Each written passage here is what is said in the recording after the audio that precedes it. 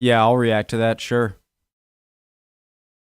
European countries that sadly no longer exist. Preemptive, like Thrace.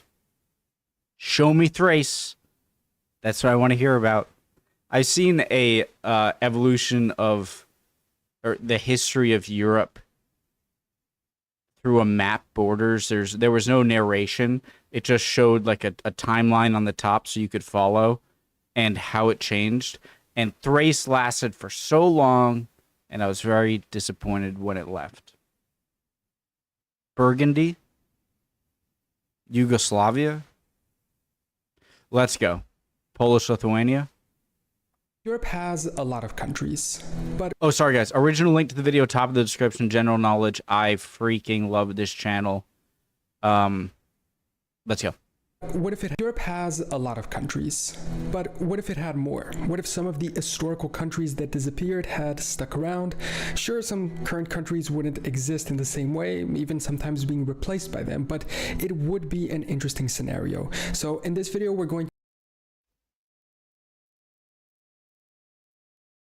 Transylvania was a country? Dracula.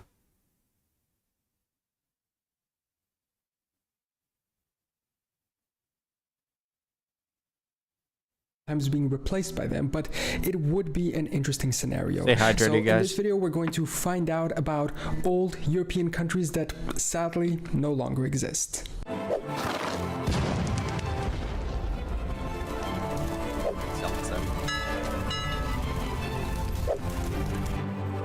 First, the Duchy of Carinthia. It was a medieval polity that emerged in the year 976, and it was when the larger Duchy of Bavaria was divided by Emperor Otto II of the Holy Roman Empire. Their flag was a horizontal bicolor of red and white.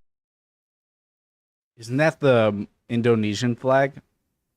Or the Monaco flag?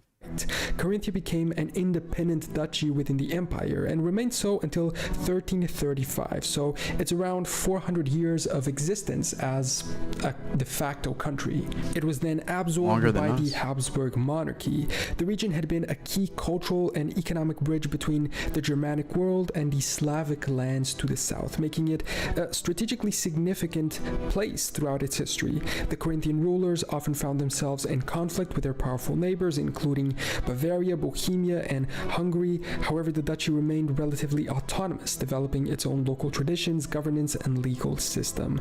The duchy was very closely tied to the Holy Roman Empire. In the 13th and 14th centuries, the region became a contested prize in the power struggles of Central Europe. After the death of the last Carinthian duke from the house of Gorizia Tyrol, the Habsburgs took control in the year of 1335, marking the beginning of their long rule over the territory. It would later be fully incorporated into the Austrian Empire, losing their independent status. If the Duchy of Carinthia still existed today, it would likely be a Germanic-Slavic hybrid state, bridging Austria and Slovenia. It would have retained an Alpine cultural identity. The influence of both of these cultures would be significant, making it a linguistically and culturally diverse region. A fun fact, the current flag of the modern Carinthia region of southern Austria flies a similar design to the old one, just adding a yellow stripe to it.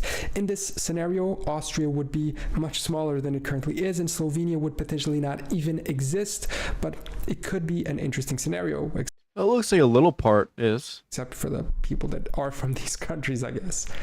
Nearby, a little to the east, was the kingdom of Galicia and Lodomeria. It was also a crown land of the Habsburg Empire, formed in 1772 after the first partition of Poland. And guess what their flag looked like? Exactly the same as the Carinthian one, but they were created about 400 years after the first one disappeared, so I guess there was no confusion. The region was another historical blend of cultures, in this case Polish, Ukrainian, Jewish, and Austrian, and it became a strategic administrative province for the Austrians. The name Lodomeria was a reference to the medieval Principality of Volhynia, although the Habsburg used it mostly as a symbolic link to earlier claims. The kingdom had a complex history of governance under Austria, balancing between bureaucratic rule from the empire and autonomy granted to local nobles, as was very typical to Polish medieval culture.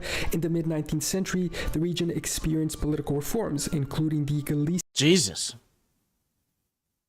Autonomy Act of 1860. Guys, I kind of didn't hear that 1 second. Balancing between bureaucratic rule from the empire and autonomy granted to local nobles, as was very typical to Polish medieval culture. In the mid-19th century, the region experienced political reforms, including the Galician Autonomy. Jesus, can you move the kids away from the heads? 19th century, the region experienced political reforms, including the Galician Autonomy Act of 1867, which allowed for greater local self-government under the Austrian crown.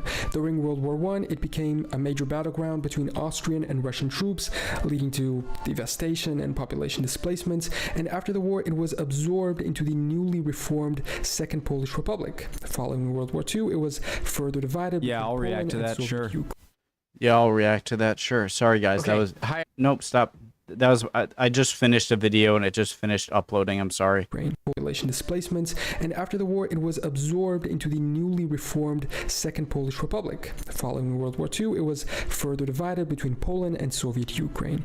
If Galicia and Lodomeria still existed today, it might have developed into a multi-ethnic Central European state, similar to modern Switzerland, for instance, balancing its Polish and Ukrainian heritage. The region's strong economic potential is mostly based on agriculture, but it does have some oil reserves, and I guess trade would be a big factor because of that.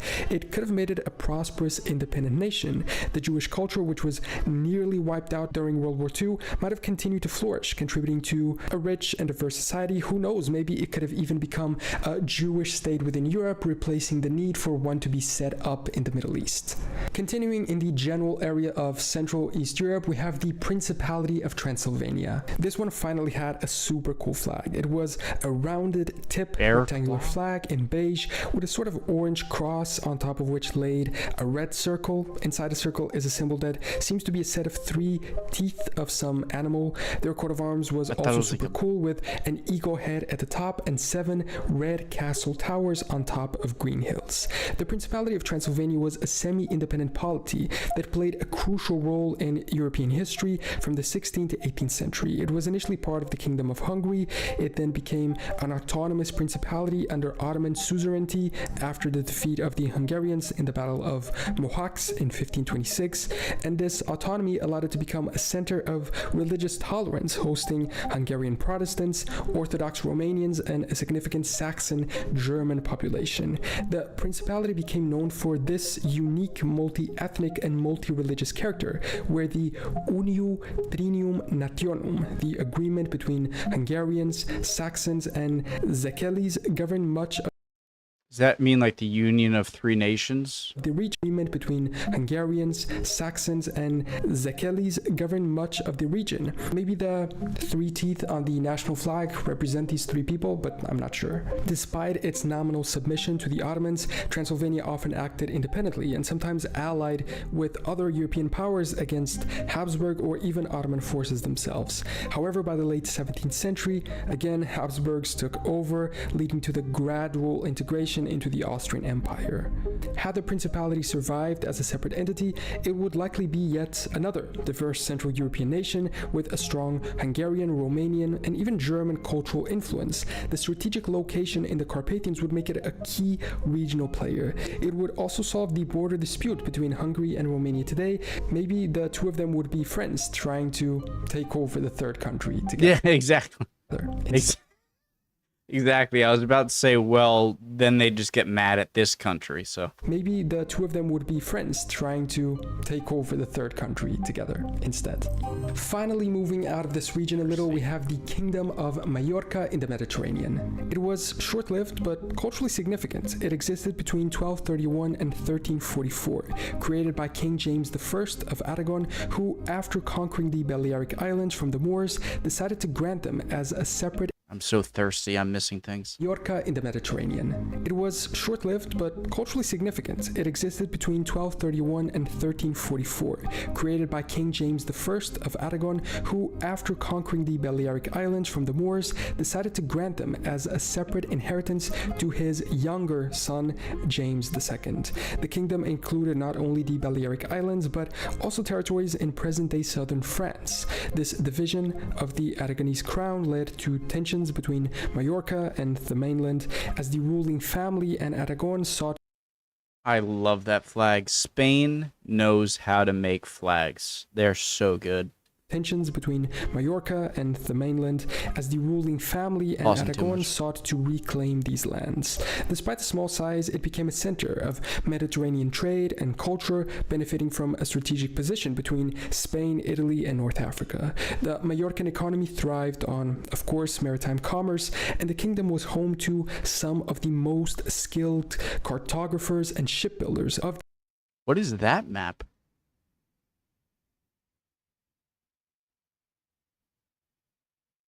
I'm pausing so much. I'm sorry. I'm being annoying. Home to some of the most skilled cartographers and shipbuilders of the medieval world. The Majorcan school of cartography produced influential maps, including those used by explorers in the later age of discovery. However, the kingdom's survival was always precarious. It wasn't very strong from a military point of view, and in 1344, Peter IV of Aragon invaded and annexed the islands.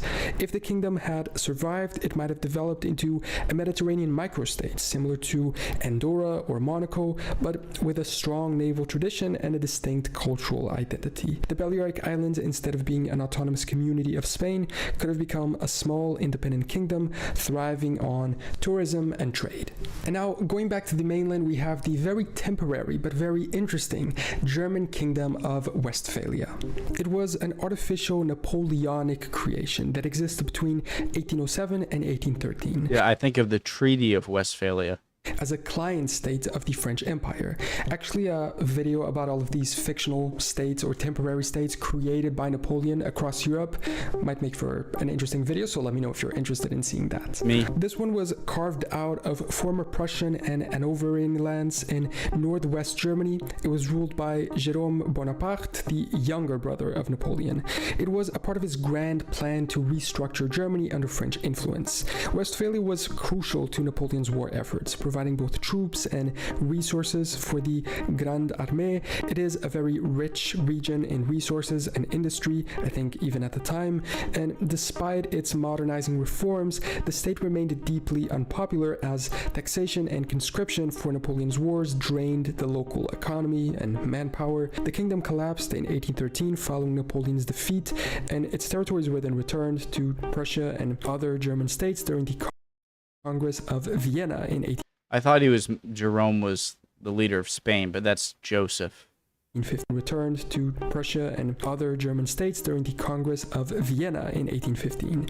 Their flag bore a strong Napoleonic influence. It featured a tricolor design with elements resembling the French flag. If Westphalia had endured as an independent state, it might have developed into an alternative German-speaking country, separate from Prussia. It could have retained a unique constitutional and social system, different from the later German Empire, and could have contributed to the unification of Germany, not taking place. And now, traveling to the southwest, we have the Duchy of Aquitaine. It was one of the most important medieval. I think Otto von Bismarck would have figured out something. That dude was genius. Southwest, we have the Duchy of Aquitaine. It was one of the most important medieval territories in what is now France, existing in various forms between 768 and 1453. Originally a British kingdom owned. under Merovingian and Carolingian rule, it became a powerful duchy within France. Aquitaine's history was marked by its connection to Eleanor of Aquitaine, who inherited the duchy and through her marriages tied it first to France and later to England. Her union with Henry II of England in 1152 brought Aquitaine under English control, making it a major battlefield in the 100 Years' War between England and France. The duchy was known for its distinct culture, its different language, Occitan, and also its economic prosperity.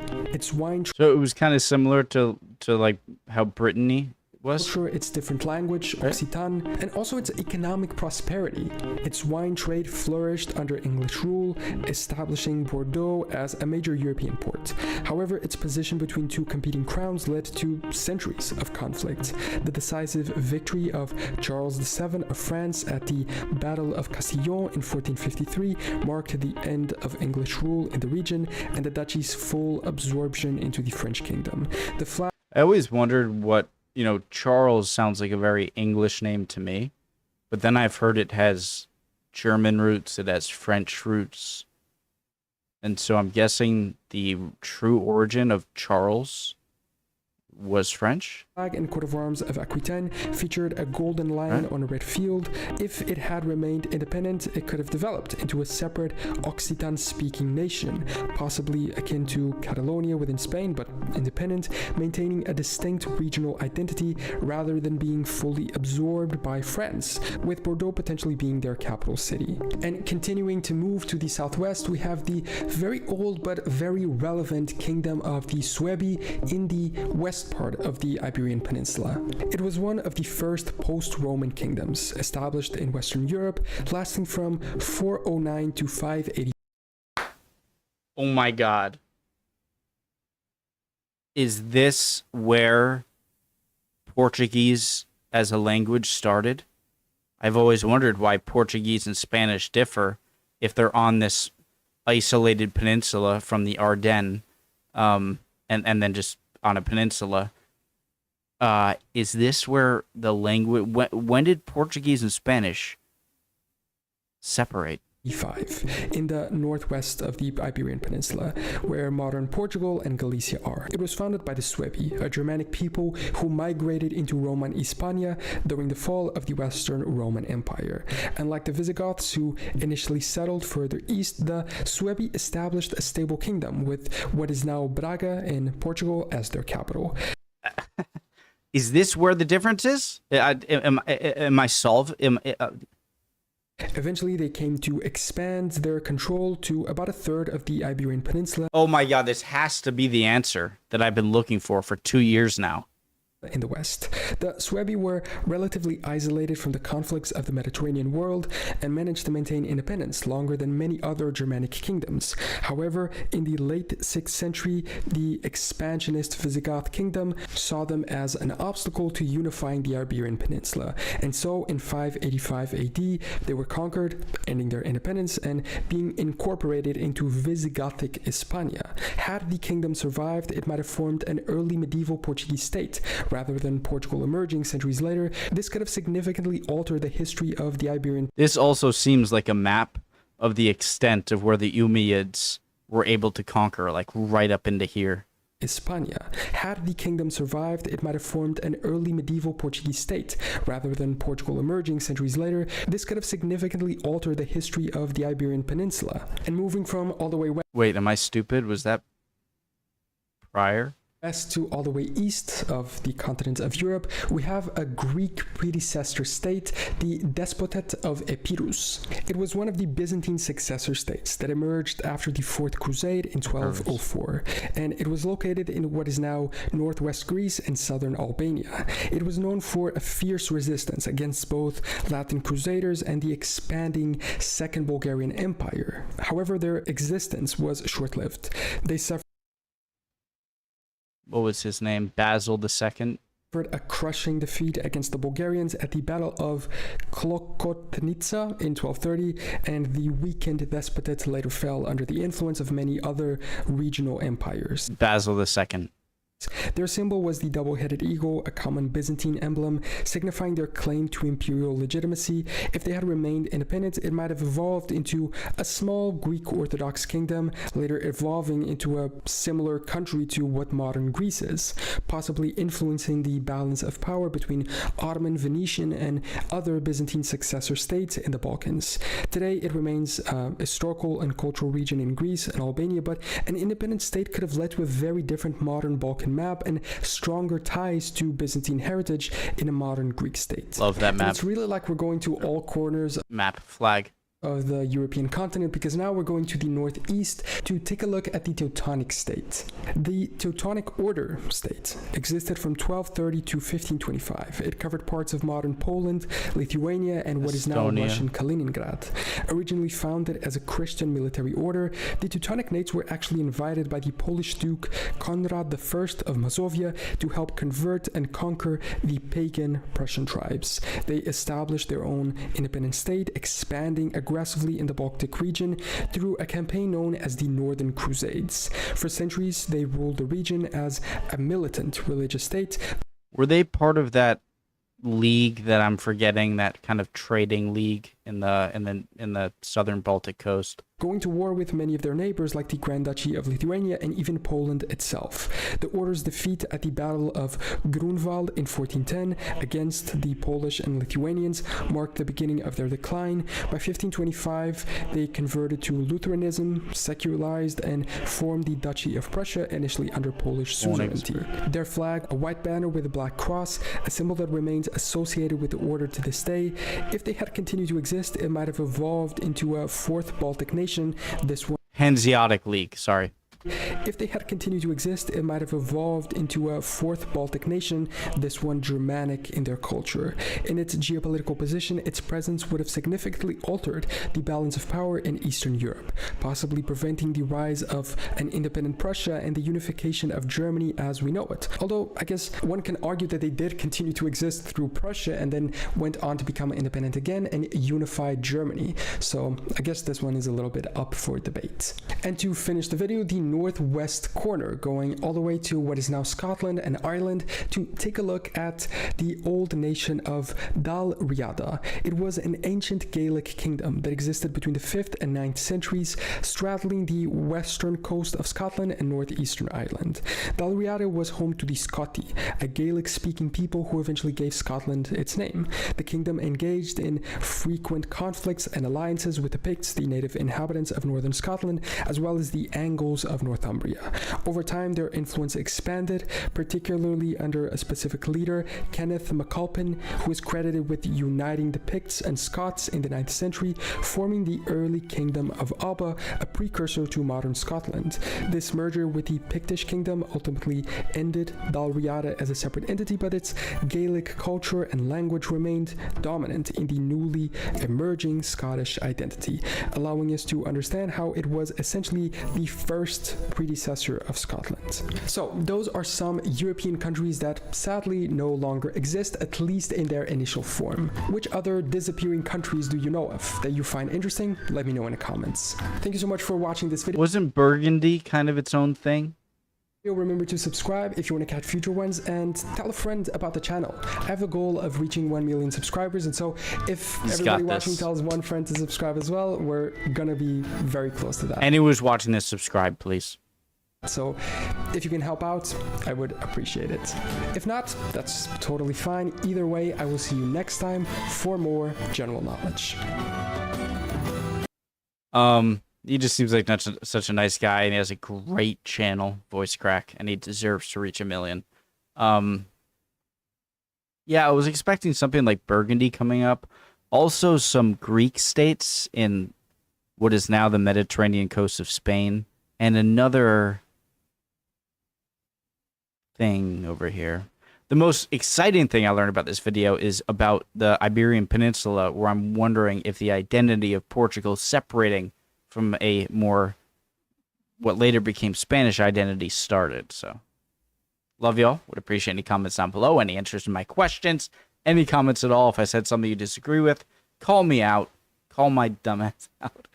And I hope we'll see you guys next time. We'll keep on learning. Bye, guys.